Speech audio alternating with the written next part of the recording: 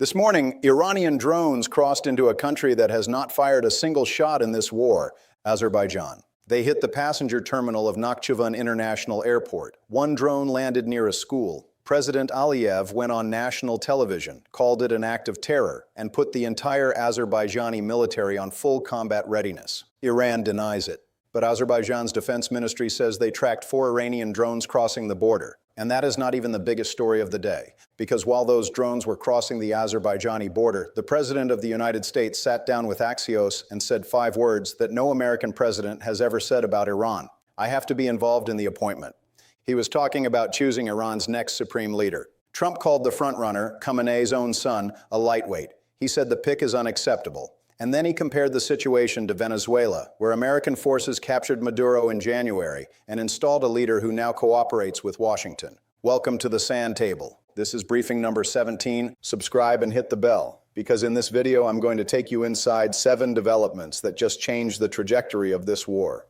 Kurdish fighters have crossed into Iran from Iraq. For the first time, there are armed forces on Iranian soil. Congress voted and gave Trump the green light to continue. America's Gulf allies are running out of the interceptor missiles that keep their cities alive. Iran's foreign minister went on American television and rejected negotiations. Israel ordered the evacuation of the entirety of Beirut's southern suburbs.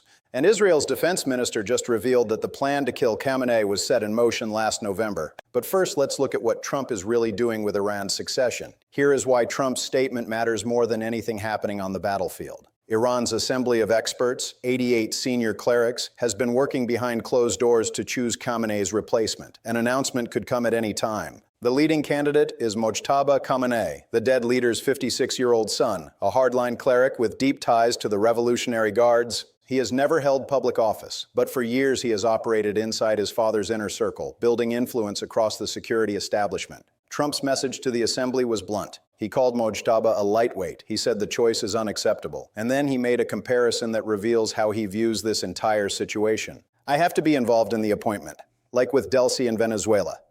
That is Delcy Rodriguez, who took power after U.S. forces captured Maduro and who now cooperates with Washington. Trump is signaling that he sees Iran in a similar framework. Now here is the part nobody else is really analyzing. Inside Iran, this statement has 2 effects at the same time. First, it enrages the hardliners. An Ayatollah appeared on Iranian state television today and called for the shedding of Trump's blood. Second, it strengthens the argument of the moderates. Some members of the assembly have already objected to Mojtaba's candidacy, warning that it would create hereditary leadership. Trump's statement adds pressure to that debate. Whether that pressure strengthens the moderates or weakens them could help determine how this war ultimately ends. But while Trump was reshaping Iran's political landscape from Washington, the war itself was expanding in a direction almost nobody predicted.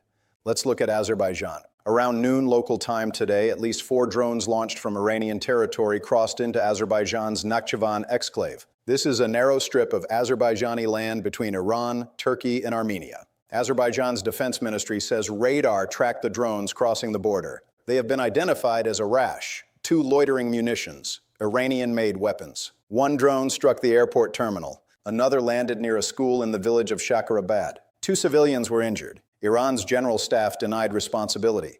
But Azerbaijan says the drones were tracked directly from Iranian territory. Turkey immediately condemned the attack, and Turkey and Azerbaijan are linked by the 2021 Shusha Declaration, a mutual defense agreement that commits both countries to support each other if either is threatened. There is another important detail here. Nakhchivan sits directly on the route of the Trump Route for International Peace and Prosperity, a transit corridor brokered by the United States that links Azerbaijan to its exclave through Armenia. Iran has opposed that corridor since it was announced. Whether these drones were deliberate targeting or simply errant weapons, the result is the same. Azerbaijan is now on a war footing. Turkey is backing them. And a war that began in the Persian Gulf has now reached the Caucasus. But the most significant escalation of Day 6 is not a drone strike. It is what is now happening on the ground inside Iran. For the first time in this war, armed fighters are operating on Iranian soil. Reports from CNN, the Associated Press, I-24 News, and Kurdish officials say armed groups affiliated with Kurdish Iranian opposition movements have crossed from Iraq into northwestern Iran. A Kurdish official told I-24 that combat positions were established inside Iranian territory beginning on March 2nd. Reports suggest Iranian forces pulled back from the border city of Marwan and began forming defensive positions. Several Kurdish factions, including PJAK, the Kurdistan Democratic Party of Iran, Komala, and the Freedom Party of Kurdistan, are now reportedly coordinating operations. Their fighters are believed to be operating in Iran's Zagros mountain region. CNN reports that the CIA is exploring plans to support Kurdish forces. The Wall Street Journal reports that the Trump administration is open to supporting armed groups inside Iran. Trump himself spoke with the president of the KDPI. Israeli forces have also been striking Iranian military and police outposts near the Iraqi border. Sources say those strikes may be helping clear routes for Kurdish fighters to move into Iran. The White House denies directly arming Kurdish forces, but Kurdish officials say they believe this moment could be a major opportunity. Here is why this matters. Air campaigns destroy equipment. Insurgencies hold territory. If Kurdish forces establish even a limited foothold inside Iran's western provinces, the regime faces something it has feared for decades: pressure from above and resistance from within. The IRGC is already responding with drone strikes against Kurdish positions. This war is no longer only an air campaign. It is becoming multidimensional, and while Kurdish fighters were moving into Iran, Congress had the chance to stop the war. They chose not to. The Senate voted on a war powers resolution introduced by Senator Tim Kaine. The resolution would have required the president to withdraw from hostilities against Iran unless Congress formally authorized the operation. The vote was 47 to 53. It failed.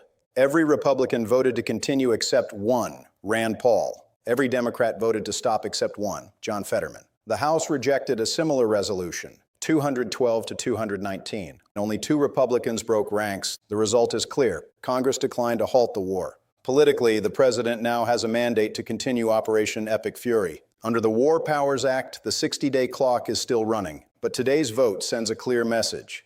This war has political support. And that matters because the next problem may be the most dangerous one yet. America's Gulf allies are running out of interceptor missiles. CBS News reported today that air defense stockpiles across the Gulf are rapidly being depleted. Since Saturday, Iran has launched more than 940 drones, 189 ballistic missiles, and 8 cruise missiles at the United Arab Emirates alone. The interception rate remains above 90%, but every interception costs a missile. A single Patriot interceptor costs roughly $4 million. An Iranian Shahed drone costs perhaps $20,000 to $50,000. Iran is exchanging cheap weapons for expensive ones. The math favors the attacker. Today alone, 6 more ballistic missiles were fired at the UAE. 1 got through. 131 additional drones were launched. 6 got through. The defense shield is still working, but the stockpiles are finite. If interceptor missiles run out before Iran runs out of drones, the protective shield collapses. This is not simply a military problem. It is an industrial one, and nobody in Washington has publicly explained how that gap will be closed. Meanwhile, Iran is signaling that it has no interest in stopping. Iranian Foreign Minister Abbas Araghchi told NBC Nightly News that Iran has not asked for a ceasefire. He rejected negotiations. He warned that the United States would come to bitterly regret the precedent it has set.